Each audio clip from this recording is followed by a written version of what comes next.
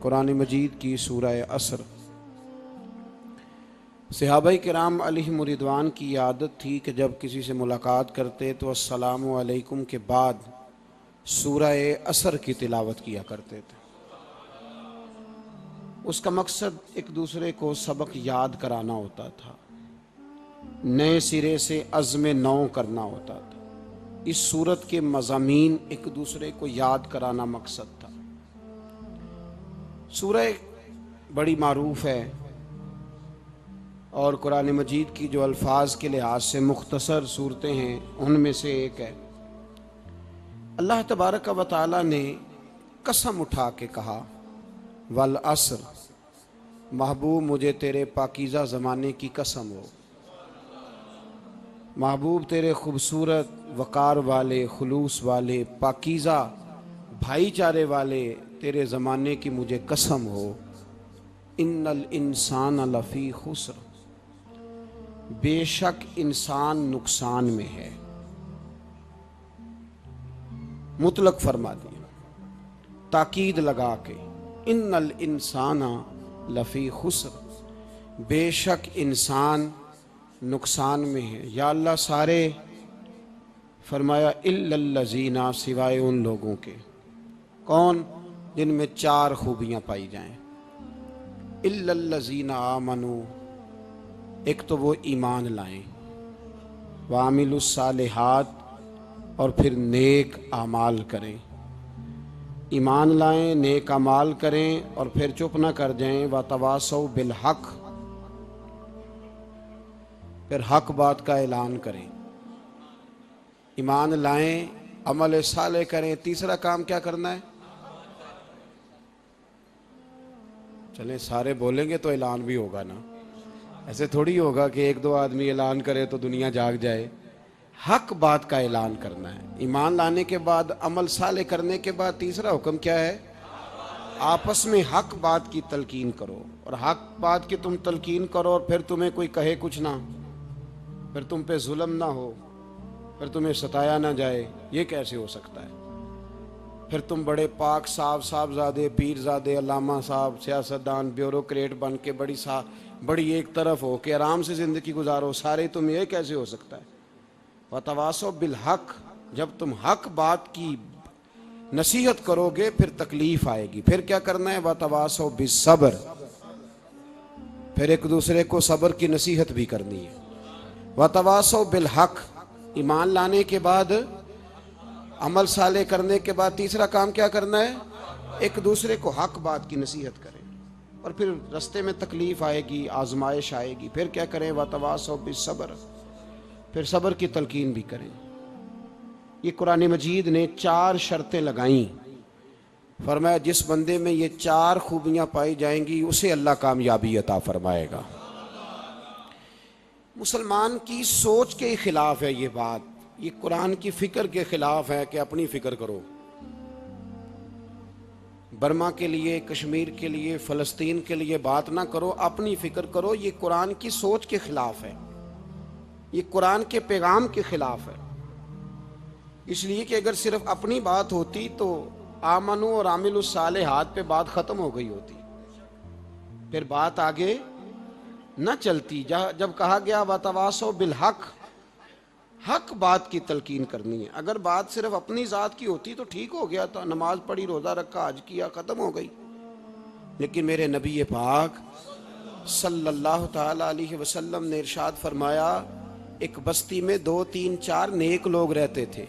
میرے پیارے کریم رسول فرماتے ہیں 3 4 بڑے پرہیزگار، متقی، صاف ستھرے صوفی صاحب، درویش صاحب، علامہ صاحب، بڑے جو کہتے تھے بالکل جی میں کوئی بات نہیں کرتا، کسی بادشاہ کو نہیں چھیڑتا، میں تو بس لوگوں کو اللہ اللہ بتاتا ہوں، میرا کوئی تعلق نہیں، کوئی مرے کوئی جیے۔ بڑے نیک، صاف ستھرے، پرہیزگار۔ باقی ساری بستی گناہ کرتی تھی۔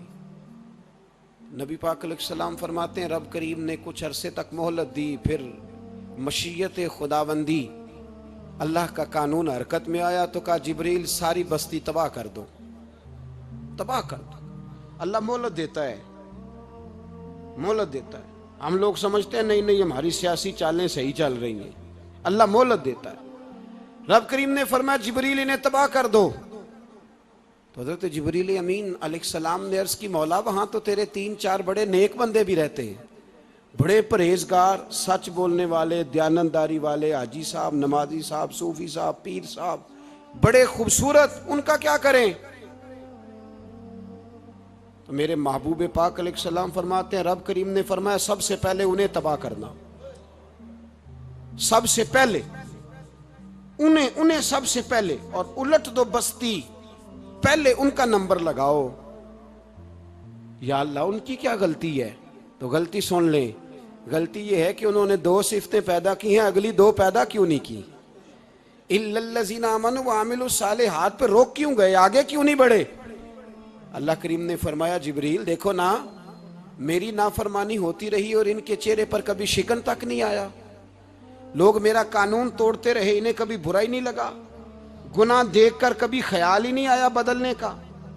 میرے بھائی امت مسلمہ اپنے لیے تو آئی نہیں دنیا میں, نبی پاک کی اس لیے تھوڑے آئے تھے کہ پیسے کمائیں, دنیا داری کریں, جھوٹ سچ ماریں اور رخصت ہو جائیں, بچے پیدا کریں. یہ کام تو ہندو, سکھ, بدھ مت سارے کر رہے ہیں.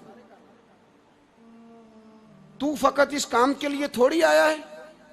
کنتم خیر امت اخرجت للناس, اللہ فرماتے ہیں میرے محبوب کے غلاموں تم بہترین امت ہو, میں نے تمہیں امتوں کے بھلے کے لیے پیدا فرمایا ہے, تمہیں لوگوں کی امامت کے لیے دنیا میں بھیجا ہے. اے نوجوان مسلم, کبھی یہ تدبر بھی کیا تو نے, وہ کون سا گردو ہے جس کا ہے تو ایک ٹوٹا ہوا تارا؟ تو نے کبھی سوچا ہے تو کیا ہے؟ پتہ ہے تجھے؟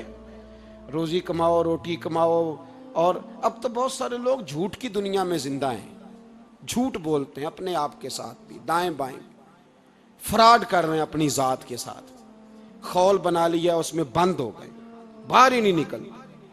اپنے ملک کی سوچو, اپنی بات کرو.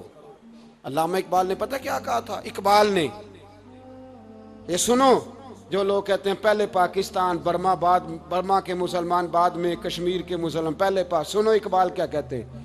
اقبال کہنے لگے ان تازہ خداؤں میں بڑا سب سے وطن ہے, ان تازہ خداؤں میں بڑا کون؟ وطن کی محبت ایمان کا حصہ, اس میں شک نہیں, لیکن اگر اسلام سے پہلے وطن آ گیا تو اقبال کہتے ہیں ان تازہ خداؤں میں بڑا سب سے وطن ہے, اور جو پیرہن اس کا ہے وہ مذہب کا کفن ہے. فرماتے ہیں جو وطن اوڑھ لیتا ہے اس نے اپنے مذہب کو دفن کر دیا. سب سے پہلے پاکستان نہیں, سب سے پہلے رسول اللہ کا دین ہے, سب سے پہلے قرآن ہے, سب سے پہلے نبی پاک کا فرمان ہے, سب سے پہلے امت مسلمہ ہے. ان تازہ خداؤں میں بڑا سب سے وطن ہے, جو پیرہن اس کا ہے وہ مذہب کا کفن ہے. اور اقبال کہنے لگے قوم مذہب سے ہے, مذہب جو نہیں تم بھی نہیں. قوم مذہب سے ہے, مذہب جو نہیں, کوئی نہیں سمجھ آ رہی آپ کو میری بات. قوم کس سے ہے؟